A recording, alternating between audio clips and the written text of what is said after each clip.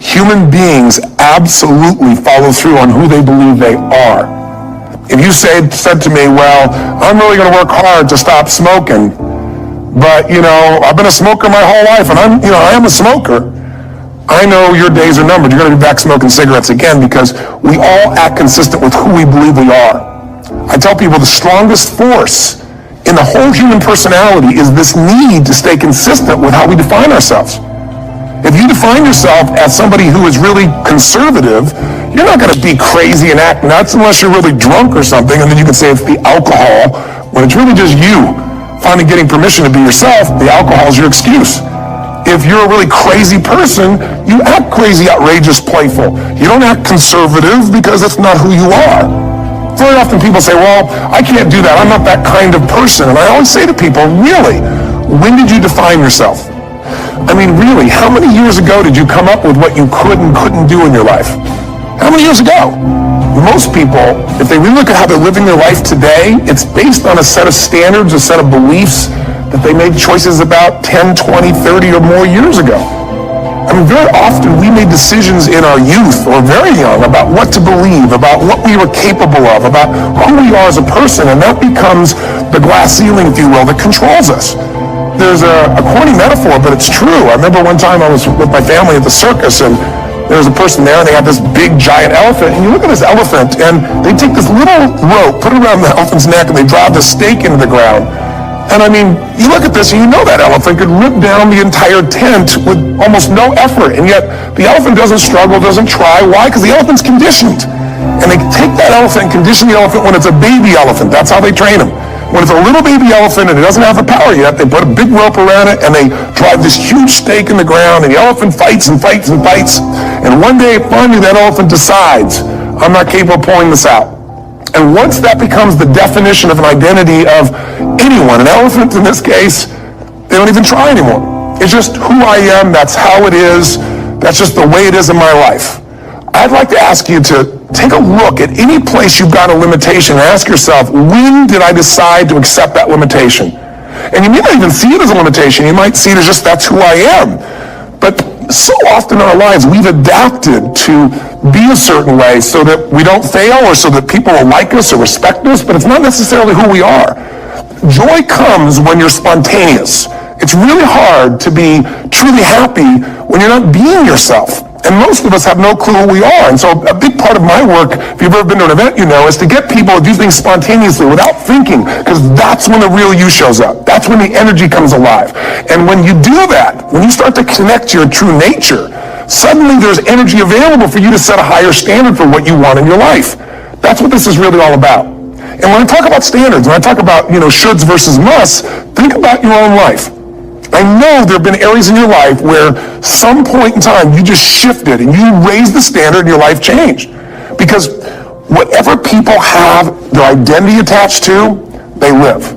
We live who we believe we are. That's just how it works. It's just kind of like, I'll give you an example. Look at your physical body. Your physical body today is an absolute reflection of only one thing. Not your goals, not your desires, but your standards. The identity you have for yourself. If your standard is you're an athlete, then there's a certain amount of strength, a muscle tone, and energy that's available in your body on a regular basis because that's who you are. And so you do whatever's necessary to maintain that identity. Again, the strongest force in the human personality is this need to stay consistent with how we define ourselves. Because if you don't know who you are, you wouldn't know how to act. Once you lock in on that identity, your brain finds a way to keep you there. If you say, man, I'm overweight, I've always been overweight, I'm big boned, and that's the story you got, then you're going to always find a way to get back there. That's your settling point. That's your identity. That's where things lock in. If you see somebody who's in really great shape, you ask them, do you work out? You know the answer. Yes. How often? And they'll tell you 3 times, 4 times, 5 times a week, whatever. In a seminar, I'll ask people, who here works out at least 5 days a week? And I'm stand up. And you look around that room, and you know that they work out 5 times a week because you can see their body. You don't just get a result without some kind of action, without some form of ritual. Ritual meaning actions you do consistently. Now, do you think those people that are out there working out 5 days a week, do they have more time than you do? Or I have, or anybody else? Of course not. Is their life less busy? Of course not.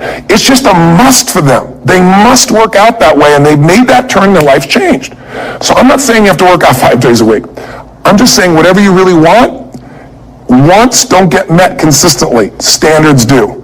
Whatever you identify, this is who I am. And so it's not so much about changing your identity as it is expanding it. Deciding that, instead of your goals to lose 10 pounds, which is not compelling, what if your vision was to get back to my fighting weight?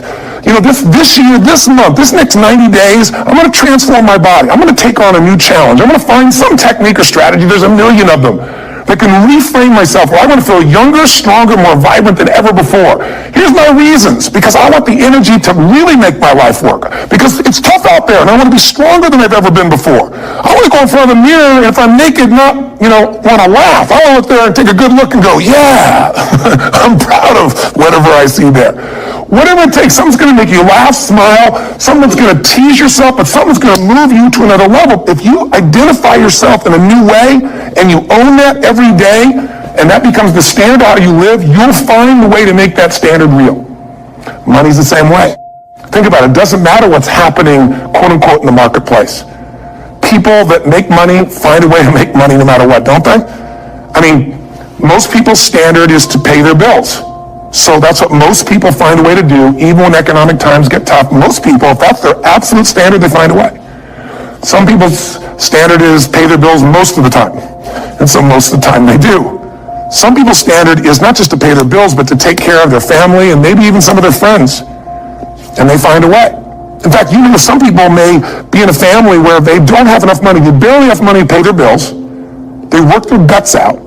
And then somebody, their mother, their father, somebody else, their sister gets ill, and there's not enough money to take care of it. Nobody else has money in the family. They don't either, but they find a way to get that money to take care of their mother or father, don't they? And pay their bills. They never could do it before. Why? The situation made them raise their own standard. And not everybody does that. Somebody else in the family might have money and still not take care of their mother. It all comes down to the inner game, my friends. Changing your life is a change in the inner game. The outside world you can't control, but you have absolute control over this one if you learn the dynamics of what shapes you. And identity is one of those simple, clear, fundamental basics that if you start to shift it, everything else will shift in your life as well. Some people, by the way, have to have more than enough money to do what they want, when they want, where they want, with whomever they want, contribute the way they want.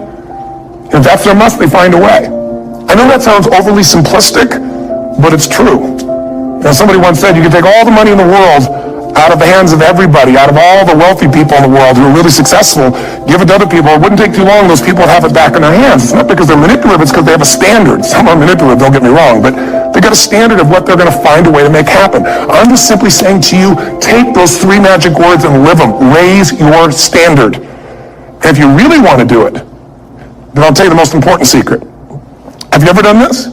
Have you ever told yourself you raise your standard? Okay, I'm going to go make this happen. I'm going to go make this much money. I'm going to transform my kids. I'm going to create the ultimate relationship in my life. I'm going to transform my body, whatever it is. And then you don't have strong enough reasons and you don't use it. You don't follow through. It's because you didn't back up your standards with what makes those standards real, and that's rituals. Rituals are where the power is. Whenever we do our Robbins results coaching, we say Robbins equals results, the way we get results with people, it's the same way if you listen to my Ultimate Edge program, or back in the old days, Personal Power, or if you went to one of my seminars, you know what I do is I take these huge challenges you got and we break them down into little bite-sized steps. Little things you do each day that after you do them, you get so much momentum that it's easy to succeed. You're not overwhelmed. You have these victory day after day after day on little things. If you went to Ultimate Edge, I'm sure you learned about the hour of power, or the 15 minutes to be able to be fulfilled, or 30 minutes to thrive, where you literally just condition your body and emotion with a couple little rituals. So it doesn't matter what's going on in your world. You feel that strength, and it's not fake. It's not some pump up. It's coming from inside you, and it works. Rituals define us. See, all the results in your life are coming from your rituals. They start with a standard and then have rituals that follow it up. Like, for example, if you are where you want to be physically, you have very different rituals than if you're not where you want to be physically. If you're overweight, you and I both know you got a different ritual than if you're physically fit. Completely different. You get up in the morning, what's the first thing you do if you're fit? Your shoes are there, you roll over. Doesn't matter how you feel, you put on your shoes, you lace them, you start walking, or whatever that ritual is. If you're overweight, you roll over and you have a very different ritual. You might roll over several times to turn the alarm clock off. You go in and get your mocha, smocha, whatever, special coffee. You stop by at Starbucks, or whatever the case may be. You have your nice sugar muffin. It's supposed to be really nice for you. Whatever you do, it's a different ritual. If you have a great, passionate relationship, you have very different rituals in how you come home than if you have a lousy relationship. When you come home and the first thing you do is you're tweeting somebody, or you're emailing, or flipping on the news, or you don't even come home. What are the rituals? Whenever I study people that are successful, what I look for is what's the standard they hold themselves to, and then what are all those little rituals that add up? Because think about it. Success and failure are not giant events. They don't just show up. You don't just suddenly become successful or suddenly have this cataclysmic event that makes you fail. It may look that way. But failure comes from all the little things. It's failure to make the call. It's failure to check the books. It's failure to say, I'm sorry. It's failure to push yourself to do things physically that you don't want to do. And all those little failures, day after day, come together until one day some cataclysmic event happens and you blame that. That event happened because you missed all the little stuff. Do you agree with me? And success, by the way, is not some overnight event. It's all these little things. Success is having a vision. Success is making it compelling. Success is really seeing it and feeling it every day with strong enough reasons. Success is feeling the sense that I'm here to grow and I'm here to give something to the world more than just myself. Success is caring about other people. Success is calling and saying, I love you in the middle of the day for no damn reason. Or sending a note. That'll change your relationship. Have a ritual of something funny, playful, or a surprise you do. How many relationships are dead today because they have no surprise rituals anymore? You need to have some rituals, some cool things you do that nobody else does that gives you a better life than anybody else has. All the little stuff. That's where success comes from. And in business, it comes from delivering more than anybody could imagine. All those little things add up. People go, wow, that's who I want to do business with. It's true in any area of your life. So if you look at somebody who's really successful and you think, wow, they're so amazing, they're such a genius, you got to dig underneath and you got to remember something. People are rewarded in public for what they've practiced for years in private. Myself and my business people say, how do you get up and speak? And you have no notes and you go for 3 days and nights and the room is like, everybody's wired. It's incredible. It's like a rock concert. How do you do that? How do you have that confidence? Oh, and it's not confidence. It's experience now. But I did so much behind the scenes and I still do to make things right. How many people would know that since the time I was 17 years old, before I walk on stage, still do to this day, wouldn't need to do it, but I still do it, I never walk out there without being in an absolute peak state of mind. There are days my back is hurting, my throat is hurting, or I may have had a challenge, or my father passed away, and I've still got to deliver for these people because my standard is give my all every time. Every event has to be better. Talk to anybody who's been to our events for 5, 10 years, some of our trainers, and I'll say, I don't know how he does it. He always finds a way to make it better. That's not an ego thing. That's a standard in me. I have to find the way. And my ritual, though, is I prepare, I think, I gather new information, I figure out how to put something across better. What do people need? I spend time with our customers. I see what's going on. And before I get on stage each time, I have this little ritual to put myself in a state of mind. And I did it starting like 17 years old. I started doing it. I say, I now command my subconscious mind. And I say this out loud several times, this little set of phrases, as an incantation to kind of condition my mind and body. And I'd say, I now command my subconscious mind to direct me in helping as many people as possible today by giving me the strength and the emotion and the humor and the brevity, whatever it takes to show this person and help this person change their life now. And I started that with a person when I worked with people one-on-one, and I would do that for 45 minutes driving in my Volkswagen to go serve and coach somebody for the first time. Now I don't say that person, I say these people, and I can go out in a room of 10,000 people and deliver for 50 hours, and I do it every time I come back on stage. It's a ritual to go into peak state. Peak states don't just show up, they don't interrupt you. Great ideas don't interrupt you, you gotta pursue them. I talked to Michael Jordan, I'll never forget the peak of his career, and got to watch his final game, saw him backstage and spent some time with him, and it was a pretty exciting time. He was the greatest basketball player I think that ever lived and has ever lived. And I asked him, I said, what sets you apart, Michael? What is it? And is it God-given talent, ability, skill? What is it? And he said, he said, I can shoot you straight, it's not, me trying to act humble. He goes, I have a lot of talent, a lot of God-given talent, a lot of skill. I've worked really hard. But he said, really? It's my standards. He said, every day I demand more from myself than anybody else could humanly expect. I'm not competing with somebody else. I'm competing with what I'm capable of. Magic formula. Because most of us lower our standards. Why? Because who you spend time with, my friends, is who you become. One of the biggest reasons I started going to seminars when I was like 17 is I had nobody around me as a great role model. I could read about somebody, but being around people, being in that environment was very different. Finding a way to go to work with someone who lived that standard life was very different. You get around people with low standards and you compete with it. You don't need to compete with it. It's like, okay. I mean, remember Jerry Springer? I don't know if he's still in the air, but I remember he used to get people on the show, and I thought, where would he find these people? And why would people watch? I'll tell you what they watch. They watch these people and go, my life's still pretty darn good compared to that person. Look at them. You don't have to change your life. All you have to do is find somebody with a lower standard, and you'll feel good about yourself. But if you feel that good feeling, it's an illusion.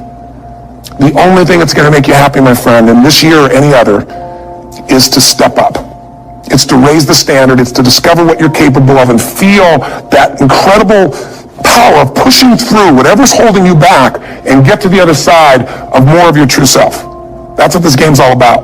And look at the best in the world in anything. Tiger Woods, what's his vision? To win golf tournaments? No, to be the best that ever lived. That's his goal. That's his vision. But here's what's interesting. He backs it up with rituals. If you just have a vision and you don't have the rituals, stop lying to yourself. His rituals are, he started doing things nobody did before. He went and started lifting weights. Golfers lifting weights? No way. He went out and he changed his swing when he was the best in the world because he realized in order to be the best that ever lived, he's going to have to change his swing. If you know anything about golf, you don't change your swing when you're the best. And he went and retrained himself because he has different rituals than other golfers. Now many people are modeling his rituals to get better. It's amazing. You know, you look at somebody like Michael Phelps, the 2008 swimmer, won 7, only 2 people, I think, in history, if I remember correctly, that have gotten 7 gold medals in one session. And here's a guy, he's got number 6 under his belt, and he's exhausted, and he's going in for that final swim. I'm sure you remember. And how does the guy win? By 1/100th of a second. Do you think that was some massive skill that got him over the top? Or was it a standard that says, this is who I am. I am the champion. And no one is taking this from me. And somehow in those final milliseconds, 1/100th of a second, he pushed himself just beyond his competitor. But you know about Michael Phelps? What allowed him to be able to push beyond that moment is his rituals. Go study the guy.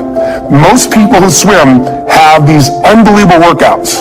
He does 2 and 3 of those workout sessions a day. All the other swimmers in the beginning thought he was insane.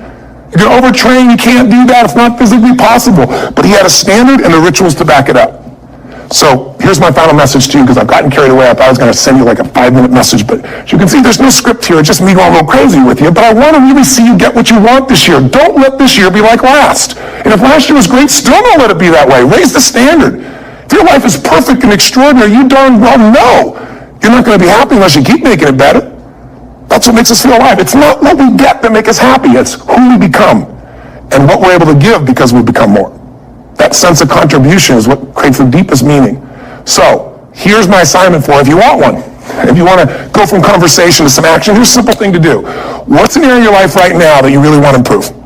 What's an area that's important to improve? If your body's great, how about your career? If career's great, how about your relationships? Intimate one especially, or your kids, or your relationship with your creator, your spiritual side of your life. Or is it your finances? Figure an area that really matters. Decide on that area. Number 1, write down what your life is like in that area right now as specifically as possible. So you might say, well, I'm 13.5 pounds overweight, whatever the weight is, whatever the situation is, or my body fat's like this, or I wake up exhausted in the morning, and you write the truth of where you are right now. So you're real clear. Or I'm not in a relationship. I say I want a relationship, but I'm not in one, or I don't seem to find them. All the good ones seem to be gone is my belief. And I really do want one, but I don't have it. Whatever your definition. Or I'm in a relationship, and God, I wish I wasn't in a relationship. I'm planning my escape. Wherever you are. Or I have a wonderful relationship. We love each other, but there just isn't enough passion. Just write the truth of where you are. The area you want to change, but write how it is. And then the second step is, this is where you got to be really honest with yourself. What are the rituals that have put me there? Because whatever results you're getting, even if you don't like the results, there's some rituals that are keeping you in that place. There's some rituals of what you eat or don't eat, how you move or don't move, how you sleep or don't sleep. There's some rituals in the lack of variety or spice or energy or focus in an area. There's something you're doing, and it's usually not one thing, it's a bunch of little things that you kind of do consistently whenever you think about getting in a relationship, whenever you think about working out, whenever you think about money. You get yourself in a state of overwhelm. You start thinking about all the things you can't control. Just write down all the rituals you have, and then here's the third step. What do you want?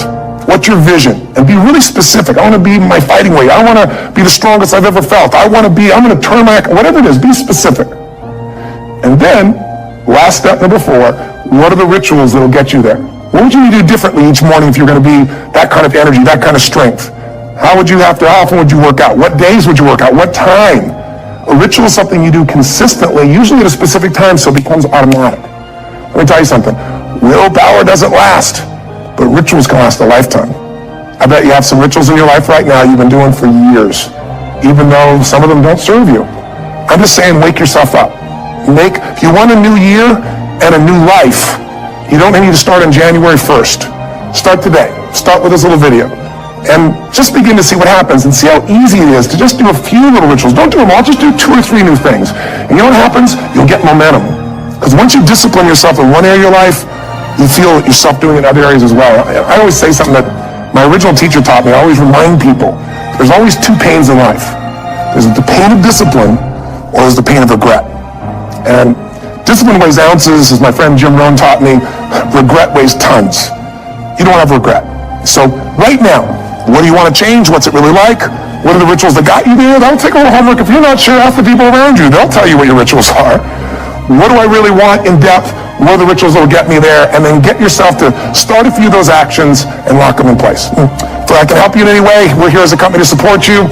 Come have an event with us. Come to Unleash the Power Within or Master University, or get a coach. You can get a free coaching session if you call our company and click on something on this. Will probably have something on it, or get a product. Or don't do anything with us, but do something with somebody, starting with you. If you make the changes in yourself, you're going to be proud this year, and no amount of money or accolades from other people can mirror the feeling of being proud of knowing you've taken back control of your life, or you've taken a great life to another level. Because once you do that, you have something you can give other people, whether it be your kids or your friends or your family, and ultimately that's what life's about.